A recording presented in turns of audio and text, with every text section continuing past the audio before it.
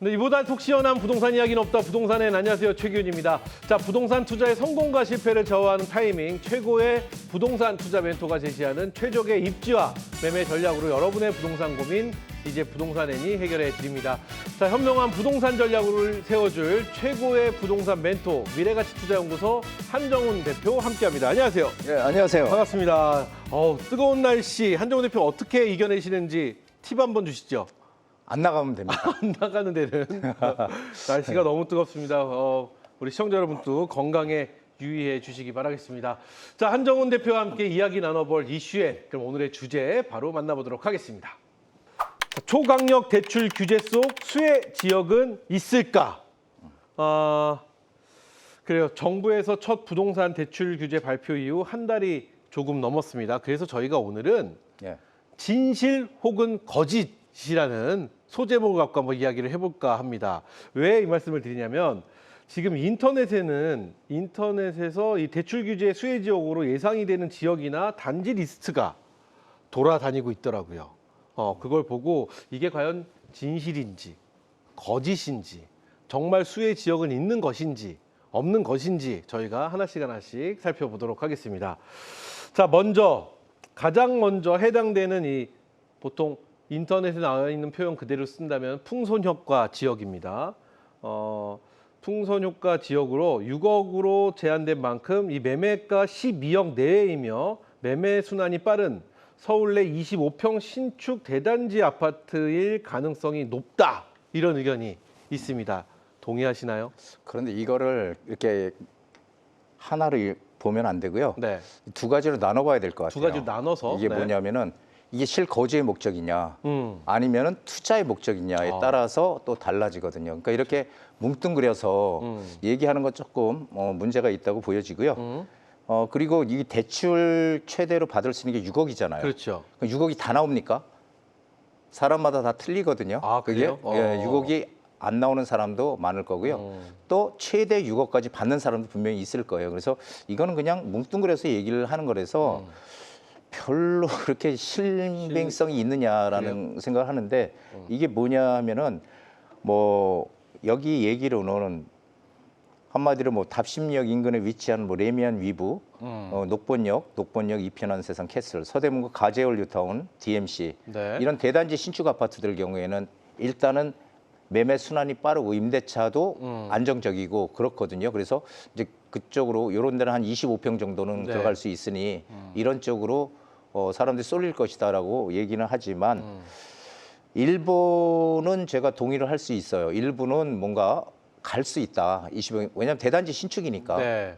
비교적 지어진 지 그렇게 오래 안 된. 예, 그렇기 때문에 갈 수는 있지만 이것이 마치 그냥 뭐 이게 정말 이쪽으로 다 풍선 효과가 생겨서 간다 이렇게 보기는 사실은 좀 어려운 얘기 아닐까요?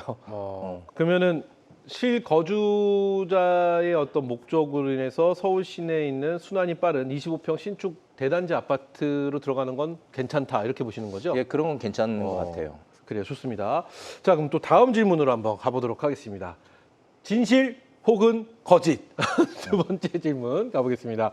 자, 다음은 이 중저가 아파트 밀집 지역인 노도광이라고 하지 않습니까? 노원, 도봉, 강북 등 서울 외곽 지역이 상대적으로 수혜를 좀 받을 가능성이 높다라는 이야기가 있습니다. 그래서 고가 지역을 노렸던 수요가 이쪽 노도광 쪽으로 유입이 될 것이다라는 의견이 있는데 동의하시나요? 이거는 뭐 전적으로 동의할 수가 없죠. 할 수가 없다. 예. 왜 그러냐면요. 네. 서울에도 고가 지역이 있고 저가 지역이 이렇게 나눠져 있잖아요. 그런데 이 강남 3구나 이런 네. 데에 고가 지역에 투자를 하려고 했던 분들이 노도광으로 가진 않죠. 차라리 마영성으로 가면 갔지 노도광까지는 가지 않아요. 마영성, 마포구, 용산구, 용산, 성동. 성동. 예, 거기가 사실 지금 우리가 이 대출 규제를 하고 토지거래 허가구를 묶였을 때 처음에 그랬을 때 그 풍선 효과가 가장 많이 생긴 게 바로 노도광이거든요. 그래서 이게 뭐 노원구, 도봉구, 강북구, 서울 외곽의 이런 어떤 중저가 지역들 이런 곳들의 수요가 갈 수는 있겠지만은 결국은 이것은 강남의 이런 고가의 아파트를 노렸던 사람들이 가는 그런 수요는 사실은 아니다. 저는 그렇게 생각이 돼요. 그러니까 이거는 그냥 뭐 이런 것도 있어. 강남은 이제 못 사니까 대신 노도강에서 시작하자. 이거는 말도 안 되는 얘기죠. 아. 예, 강남은 못 가면은 사람들은 그보다 한 등급이 조금 낮다고 생각하는 마포구, 용산구, 성동구 이쪽으로 가면 갔지. 근데 그쪽도 가격이 올라서 6억 이내의 대출 갖고는 매매할 수 없지 않을까요? 그렇죠. 이게 보면 지금 대출 한도 내에서 매수가 가능한 곳을 찾다 보니까 노도광 이야기가 나온 것 같은데. 그렇다고 해서 음.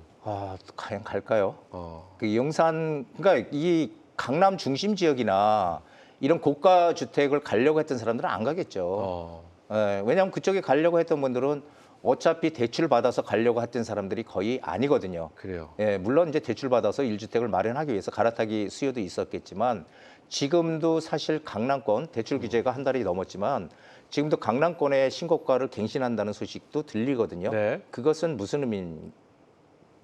가만히 생각해 보면은 결국은 현금을 가지고 있는 부자들 그런 사람들은 지금도 강남을 들어간다는 얘기거든요. 그래서 그런 수요가 아니고 한마디로 그냥 내 집 장만을 어딘지 해야 되겠다 이렇게 생각하시는 분들 그런 분들은 갈 수가 있지만 실제로 지금 그 무주택자든 1주택자든 간에 1주택자도 만약에 집을 한 채 사면 6개월로 매도를 해야 되잖아요. 네, 먼저 네. 집을.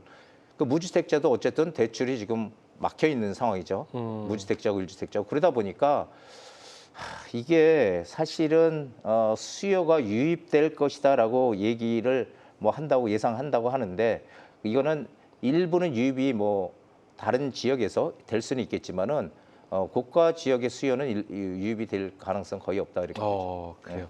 좋습니다. 그래서 요 두 번째 질문도 저희가 해결해 봤고요. 계속해서 진실 혹은 거짓 다음 또 질문 보겠습니다. 서울 중정형 아파트에 접근하기 어려운 실소유자들이 상대적으로 규제가 좀 덜한 경기권 핵심지로 눈을 돌릴 것이다 라는 카더라도 있습니다. 이 부분 어떻게 보고 계시나요? 일단 실소유자들입니다. 실제로 내가 거주를 해야 되는데 6억 갖고는 서울의 아파트 대출이 안 되니 매수를 할 수 없으니 결국 경기권 핵심지로 눈을 돌린다. 요건 좀 가능성이 있어 보이긴 하는데 어떻게 보시나요? 이거는 조금 가능성이 있긴 있을 것 같아요. 네. 왜냐하면 지금도 뭐 우리 1기 신도시나 2기 신도시나 결국은 다 그 신도시에서 서울로 일자리를 찾아서 들어오는 지금 상황이잖아요. 대부분 분당만 빼고 1기 네. 신도시에서 자, 분당은 이미 이제 자족 도시가 됐으니까요. 그래서 그것만 빼고 다들 대부분의 그 신도시들은 그런 이제 입장이고요. 그러다 보니까 지금 뭐 핵심지, 경기권 핵심지 뭐 이런 쪽으로 풍선 효과가 갈 수 있는 가능성 상당히 좀 크다고 보여져요. 근데 이제 지금 보니까 뭐 송도, 청라나 인천 이런 데들이 지금 뭐 반등세로 진입을 했다 뭐 이런 얘기도 있어요. 그곳들이 경기권 핵심지인가요? 경기권에 송도나 청라는 뭐 인천이잖아요. 네. 경기가 아니고 인천. 인천. 인천에서 중심이라고 할 수 있죠. 인천에서.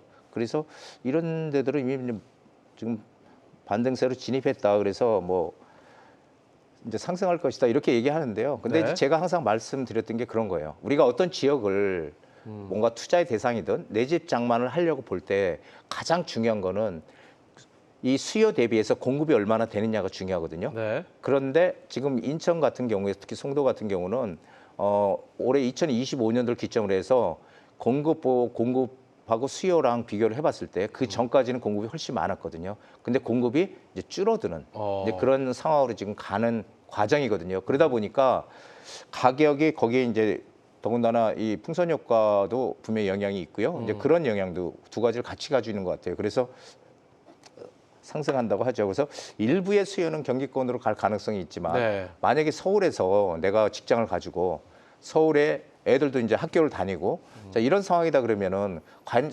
선뜻 갈 수 있을까요? 쉽지 않죠. 그래서 가능성은 분명히 존재하지만 오히려 저는 규제가 강하게 오면 올수록 외곽으로 나가는 게 아니고 오히려 똘똘한 한 채 쏠림 현상이 가속화될 거다라고 생각이 돼요. 그러니까 어떤 수단 방법을 가리지 않고 서울로 들어와야 된다는 이제 그런 인식이 점점 더 강해질 것이다. 근데 똘똘한 한 채 서울에 마련을 하고 싶어도 이제 문제는 대출이 안 나오니까. 그러니까 이제 대출 지금 우리가 6억에 대한 그 대출 최대 6억 이 대출에 대한 얘기를 계속 하다 보니까 그런 거지. 실제로 내 집 장만을 하려고 하는 분들, 내 집 장만을 하려고 하는 분들가 한 채로 아까도 처음에 말씀드렸지만은 그러면 줄여서 20평대로 간다든지 뭐 물론 이제 가족이 뭐 3인 가족, 4인 가족 이렇게 되면은 20평대 안 되잖아요. 그렇죠, 안 되죠. 그럼 이제 30평대로 가야 되겠지만은 어떻게든지 이제 시간이 지나면 사람들은 서울에 그래도 어떻게든지 붙어 있으려고 하는 심리가 더 강해질 거예요. 이게 규제가 강해지면 강해질수록 오히려 똘똘한 한 채 쏠림 현상은 점점 더 커질 거라고요. 그렇기 때문에 외곽으로 나가는 수요보다 어떻게든지 수단 방법을 안 가리고 서울에 들어오려고 하는 수요가 훨씬 더 많아질 것이다. 저는 그렇게 보고 있죠. 그래요. 그래서 또 이런 얘기도 있습니다. 서울 외곽 지역 경기권 아파트들은 규제 이전 대비 큰 영향이 없을 것이다. 이런 또 의견이 있습니다. 이 상대적으로 가격이 상승할 것이라는 예상도 오히려 나오고 있는데 이 경기 동남권 지역입니다. 동남권이면 성남, 용인 뭐 이런 쪽일 것 예, 같은데 뭐 그렇죠? 화성 뭐 이런데 오히려 가격 상승할 것이라는 예상도 있다는데 동의하시는지도 여쭤보고 싶어요. 저는 동의를 별로 안 하고 싶어요. 네. 왜 그러냐면은 이게 저희가 지금 인터넷에 떠도는 카더라를 보고 네. 말씀을 해서 하나씩 저희가 좀 이 시간을 통해서 나름 정리를 좀 해볼까 네. 하는 취지이기 때문에 외곽 지역 그 경기도권 아파트들, 그러니까 즉 뭐 이 성남, 용인, 화성이나 이런 것도 성남은 물론 이제 가깝죠. 서울하고 가깝기 때문에 성남은 뭐 가능성이 충분히 있다고 보여지지만 이 용인, 화성 같은 경우도 이쪽은 어떻게 그 풍선 효과 때문에 가격이 오른다기보다는 네네. 이쪽에 만약에 본다면 이쪽에 뭔가를 내가 집을 살려고 본다면 한마디로 호재가 있는데 호재가 있는 쪽. 그러니까 아까도 첫 번째 원칙은 지하철이 가까워야 된다는 얘기를 드렸잖아요. 네. 역세권이어야 된다. 그리고 뭐 용인의 그 원산면 처인구 원산면 일대의 반도체 클러스터 지금 거기다 짓고 있잖아요. SK 하이닉스가 네. 주도해서 거기 짓고 있는데 그런 근처라든지 뭔가 그 호재가 있고 교통이 좋은 곳, 일자리가 있고 이런 데들은 외곽 지역이라도 갈 수 있는 가능성이 있어요. 근데 호재가 있으니까 하지만 그냥 무조건 외곽이니까 가격이 본래 안 오던 지역이거든요. 그런데 뭐 서울의 규제를 묶였다 그래서 풍선 효과로 간다? 이거는 좀 쉽지 않은 일이다. 예. 좋습니다. 이렇게 해서 인터넷에 떠도는 이야기들 저희가 정리를 쭉 해보고 있는데 자 대출 규제 정부의 부동산 대출 규제가 나온 지 한 달이 조금 넘은 상황에서 저희가 떠도는 이야기들에 대한 정리를 하고 있는데 또 하나 이제 방향을 조금 다른 쪽으로 가보겠습니다. 이 풍선 효과가 또 나타날 곳을 또 살펴봤더니 재개발입니다. 그러니까 재건축이 아닌 재개발 쪽이 오히려 좀 더 효과가 있지 않겠느냐라는 의견이 있는데 재건축의 경우는 토지거래 허가 구역 내에 대부분 위치하는 경우가 많고 그리고 또 최대 대출 금액이 6억 원으로 제한된 만큼 실거주에 대한 부담과 대출 금액 제한에 따른 투자 상승 등 매수를 하는데 굉장히 힘들 것이다. 라기 때문에 재건축보다는 재개발. 그래서 이주비 대출 정도를 제외하면은 대출 규제의 영향이 상대적으로 적기 때문에 우리는 재개발 쪽이 더 뜨거울 것이다라는 의견입니다. 동의하시나요? 거기에 대해서는 저는 동의를 해요. 아, 왜 그래요? 그러냐면은 지금 공급을 늘릴 수 있는 두 축이 재개발과 재건축이거든요. 그렇죠. 예, 그리고 이 공공에서 늘리는 거 이렇게 지금 나눠져 있는데 민간에서 늘리는 건 재개발, 재건축, 네. 예, 공공에서 하는 거, 정부에서 하는 임대 위주로 가는 사업 이런 것들이 있는데 이 지금 재건축 시장이 지금 완전 제동이 걸렸잖아요. 그 이주비 때문에 이주비 문제가 가장 큽니다. 자 그러다 보니까 이 재건축 시장이 지금 제동이 걸리고 나서 재개발, 재건축 외에는 공급을 할 수 있는 방법이 없었는데 지금 재건축이 그렇게 되면은 바로 이 재개발 시장으로 들어올 가능성이 상당히 높습니다. 왜냐하면은 이런 재개발 투자를 우리가 할 때는 단독주택이나 이런 등치가 큰, 네. 그 대지 지분이 큰 이런 것들을 사는 게 아니거든요. 대부분 빌라를 사서 투자를 하거든요. 근데 빌라 투자는 사실은 우리가 2, 3억이면 투자를 할 수가 있어요. 그렇죠. 예, 전세 맞춰져 있는 것들 그런 것들을 2, 3억이면 할 수 있거든요. 그렇기 때문에 상대적으로 아파트 재건축은 낡은 아파트 부숴서 새 아파트를 그렇죠. 짓는 게 쉽게 얘기하면요. 이게 재건축이고 이해하기 쉽게. 재개발은 낡은 동네 단독주택이나 빌라 밀집 지역을 부숴서 아파트를 짓는 거예요. 결국은 똑같이 아파트를 짓는 거거든요. 똑같이 아파트를 짓는 거기 때문에 우리는 기존의 낡은 아파트를 부숴서 재건축을 해서 새 아파트가 되는 그 재건축에 투자를 하기는 지금은 투자금이 너무 많이 들어가지만 우리가 대출도 안 나오기 때문에 들어갈 수가 없어요. 그래서 상대적으로 이 재개발 시장으로 지금 눈을 돌리는 사람들이 많다는 건 저도 지금 느끼고 있거든요. 그래서 이런 것들이 상당히 재개발 시장이 오히려 이 틈새 시장으로 갈 가능성이 지금 높다라고 생각이 돼요. 그래서 이 재개발 투자로 이제 투자가 쏠리게 되는데 여기서 이제 중요한 게 하나 있죠. 그게 네. 뭐냐면은 지금 서울시에서 이 재개발 시장, 재건축 시장을 활성화시키기 위해서 특히 재개발 시장에 대한 여러 가지 대책들을 내놓고 있거든요. 여태까지 많이 내놨고 네. 재건축도 마찬가지지만 근데 이 재개발에서 뭐 신속통합계획이니 모아타운이니 역세권 개발 등등 여러 가지 형태의 재개발을 지금 진행을 하고 있습니다. 네, 그런 네. 것들이 서울 시내 전역에 지금 막 진행을 하고 있거든요. 지정만 해놓은 거죠. 지정을 해놓고. 네, 네. 그런데 지금 무수하게 많은 곳들이 지정이 돼 있어요. 그러면 그 많은 곳들 중에 어디를 우리가 선택해 들어가야 될 것인가. 옥석 가리기가 필요하다는 그게 거죠. 정말 중요한 시기입니다. 그래서 무조건 아무데나 예전에는 그랬어요. 예전에는 서울의 외곽이라도 막 재개발 추진해서 단계가 막 올라가잖아요. 그럼 단계마다 가격이 막 오르네. 그래서 뭐 프리미엄 뭐 1억 이상 붙고 그랬거든요. 근데 앞으로 지금 그 많이 지정을 해놓은 네. 그런 지역들이 과연 예전같이 같은 시스템으로 돌아갈 것이냐라는 거죠. 이제는 옥석거리가 정말 필요합니다. 그래서 그런 재개발에 투자하더라도 어디에 투자할 것이냐. 옛날에 우리 무조건 사람을 낳으면 서울로 보내라. 네네. 말은 제주도로 보내라. 이런 얘기 했잖아요. 그리고 조선시대 정약용 선생도 자제들에게 귀양 갔을 때 절대 한양을 떠나지 마라.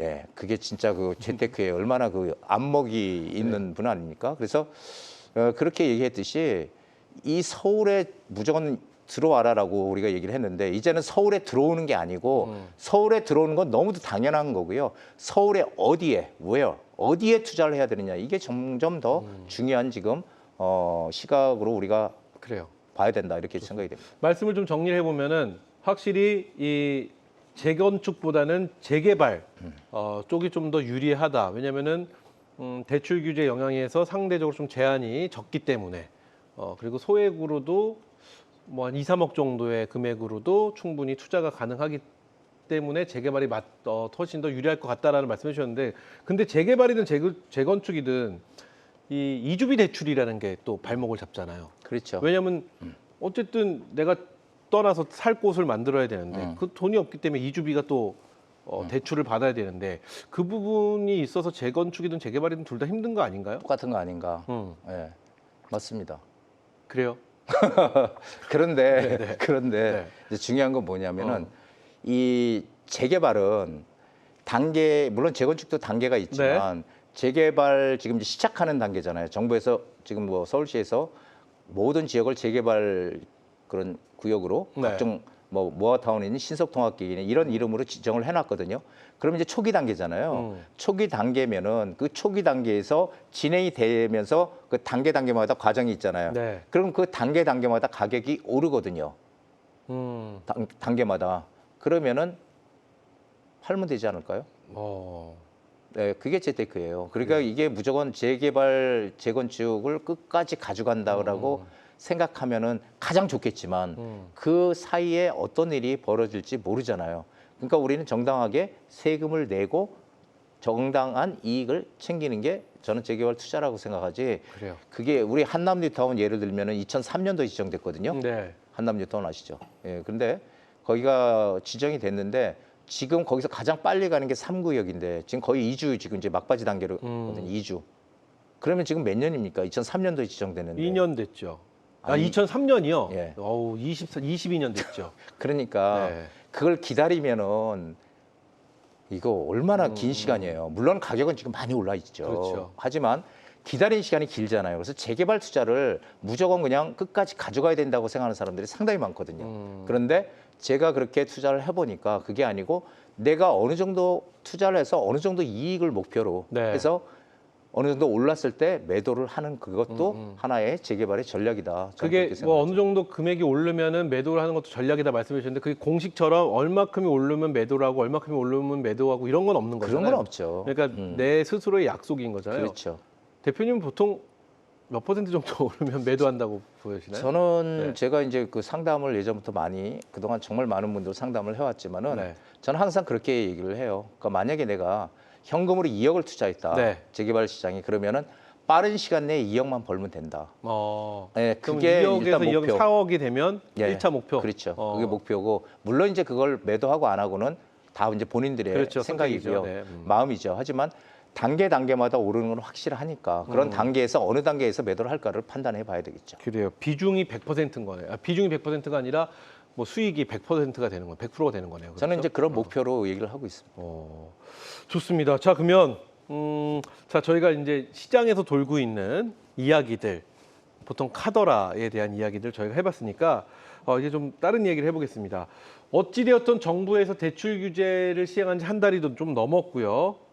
그래서 여러 가지 어떤 예상들이 있었는데 보면은 그 예상과 달리 어쨌든 정부에서 대출 규제를 시작한 이유는 부동산 가격을 잡기 위해서잖아요. 예. 그게 뭐 정확한 목적인 거잖아요. 안정시키기 위해서 아닐까요? 잡기 위해서일까요? 잡기 위해서라는 표현은 제가 좀 너무 에? 지나쳤다 이렇게 말씀을 드리면서 예. 부동산에 대한 가격. 근데 제 입장에선 잡는 게 맞아요. 너무 많이 올라가기 때문에 좀 이거 잡아야겠다라는 표현이 맞는데 많이 어쨌든 올랐죠. 예. 방송에서는 안정화를 시키기 위해서 강한 정책이 나왔습니다. 그래서 어떻게 한 달이 지난 지금의 시점에서 어떠냐를 들여다 봤더니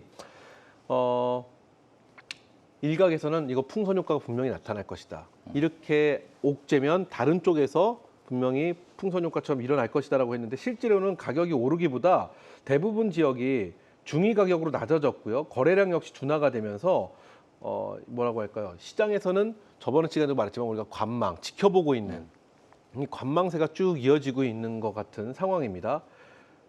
왜 그렇다고 보시나요?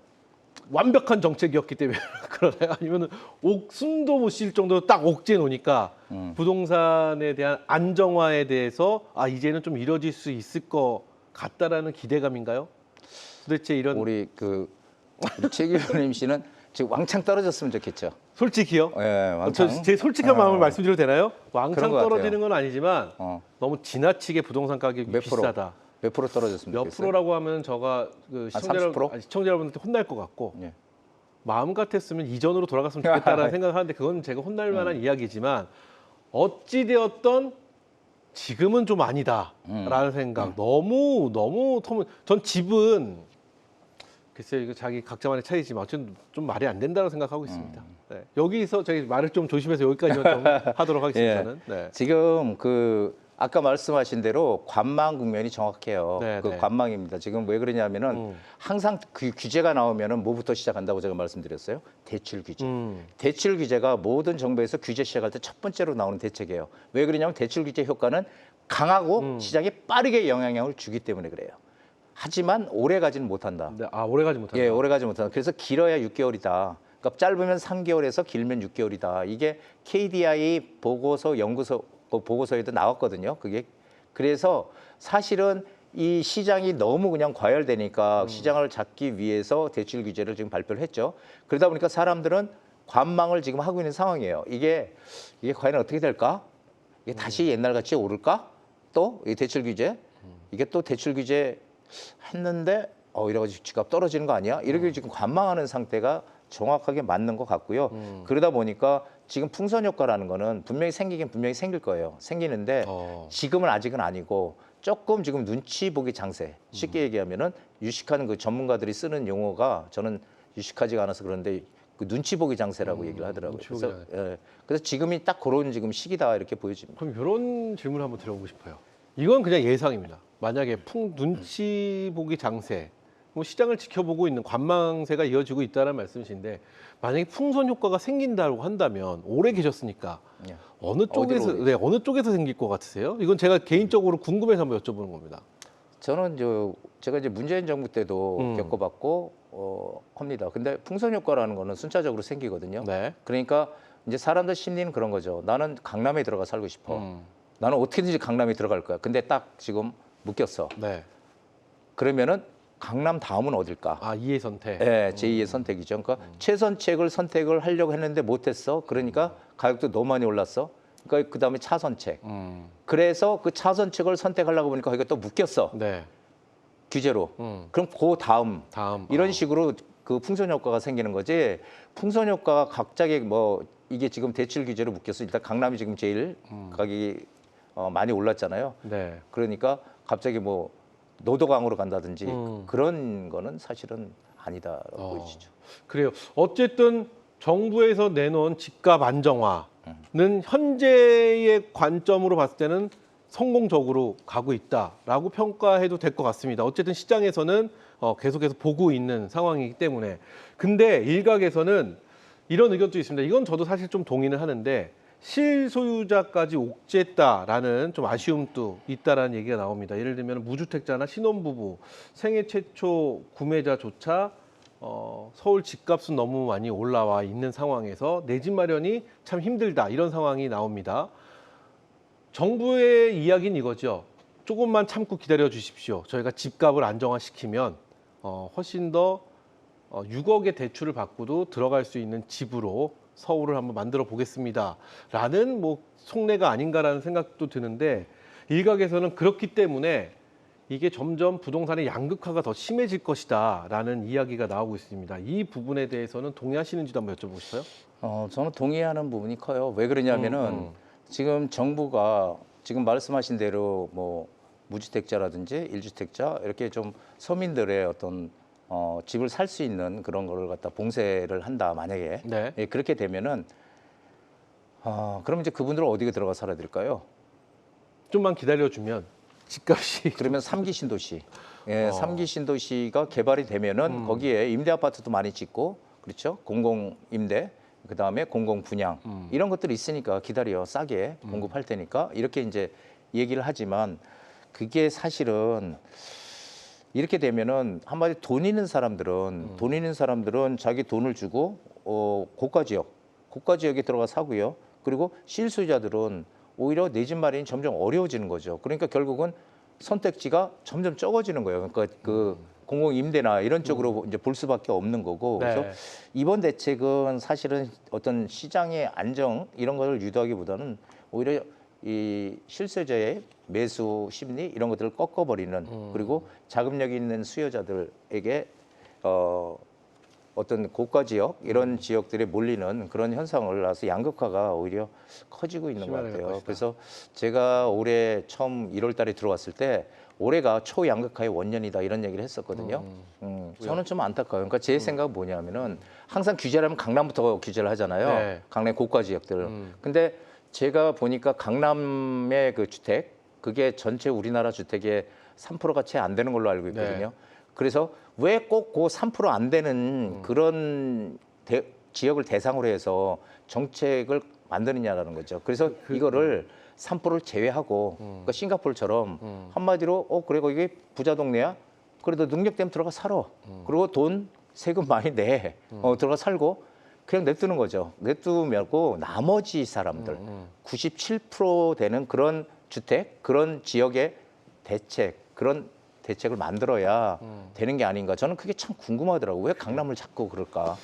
어찌되었든 정부에서 나온 첫 번째 정책 대출 규제였기 때문에 뭐 이게 이제 시작이다라는 표현을 썼습니다. 그러니까 앞으로 나올 어떤 정책적인 부동산 정책적인 부분에 대해서 저희도 한번 계속해서 지켜보면서 좀 그때 또 이렇게 설명도 해보고 이야기도 나눠보는 그런 시간으로 한번 계속해서 이어가도록 하겠습니다.